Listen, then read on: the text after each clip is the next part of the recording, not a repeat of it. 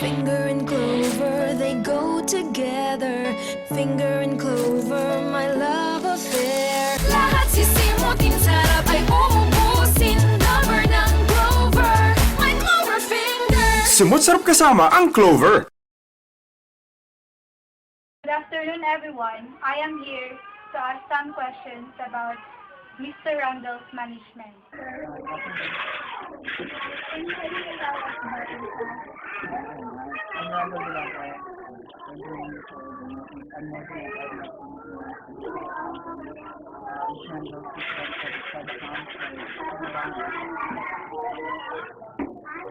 What is your professional development plan for the business? Professional development then is about how to improve strategies in the collection. So we're working at the collection industry. So development plan is to go to improve further collections like improving strategies, like motivating people to work with us for good feedback about for good feedback for the collection. What strategies would you use to motivate your team? So motivation. So motivation is like incentive program. So we have decided program individually for our collectors. Also we have bank incentives to motivate people. So they're bringing some sort of money for a good collection. They provide with us. And also for motivation, we have some plans like trip to Hong Kong, trip to outside the country for the top elite collectors of Abu. Can you please describe to me your management style? Management style. So my management style is about a cycle leader which is very Socratic and democratic. So democratic means in the sense that I'm taking the initiatives of my supervisors and taking some ideas coming from them. And also the welfare of my agents, so taking considerations of that.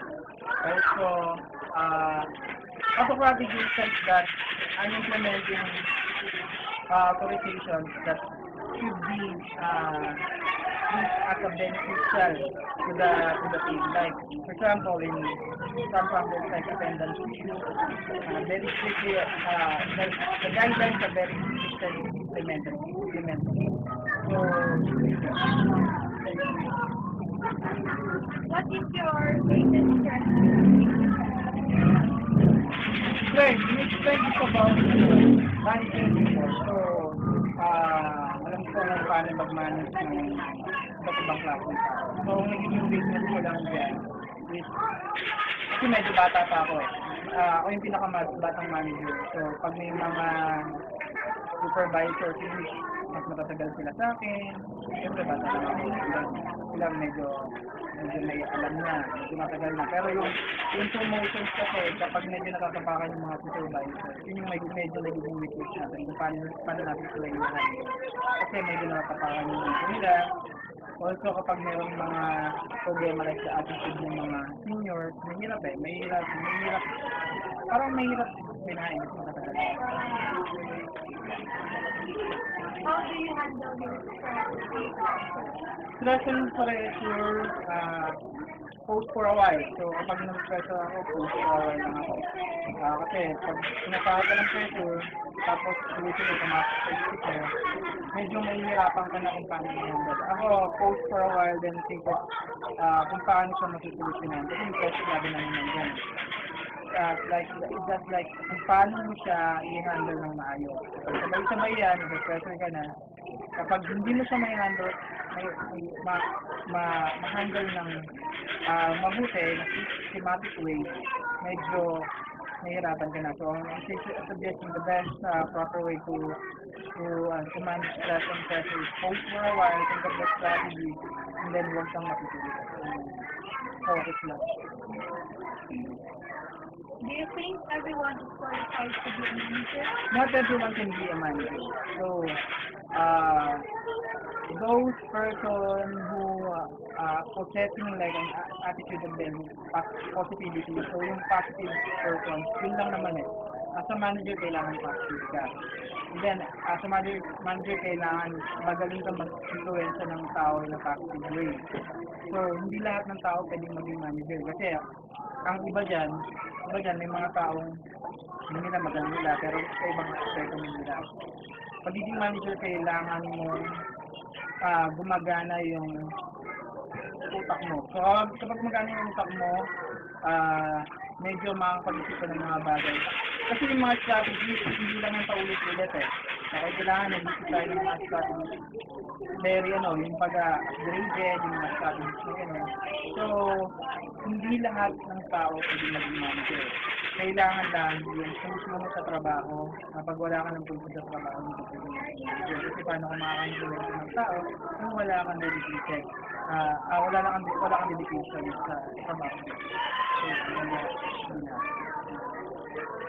How well did you work under pressure and fight?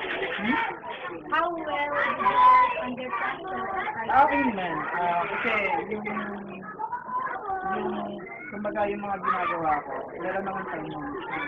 So, priority position, yun yung inuna ko. Kung sino yung pinakakailangan ng attention, yun yung inuna ko.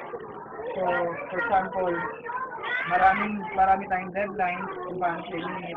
Siyempre, kailangan mo yung isa-isahin. Sino ba yung priority, top priority. Yun na yung mga left side.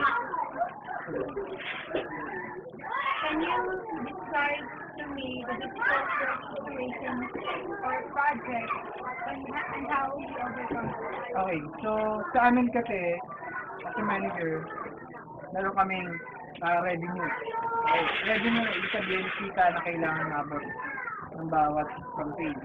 So, for example, hindi mo yung nag-hit on a monthly basis, meron nagiging, doon kami na-measure. So, paano siya nagiging mahirap kasi hindi naman lahat ng mga campaigns natin is medyo successful. Meron mga hindi kumikita. So, paano siya minamanage? Siyempre, doon sa mga campaign natin na hindi kumikita, hindi tayo ng strategy doon. Like, yung mga strategy na hindi pa natin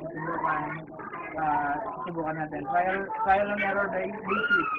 For example, yung mga campaign na hindi profitable.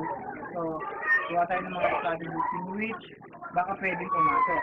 Okay, trial and error lang. Subukan lang natin. So, yun yung mga ginagawa natin para yung mga stress like yung mga profitability ng bawat silo na-handle natin. Can you give some advices as a future manager? Okay.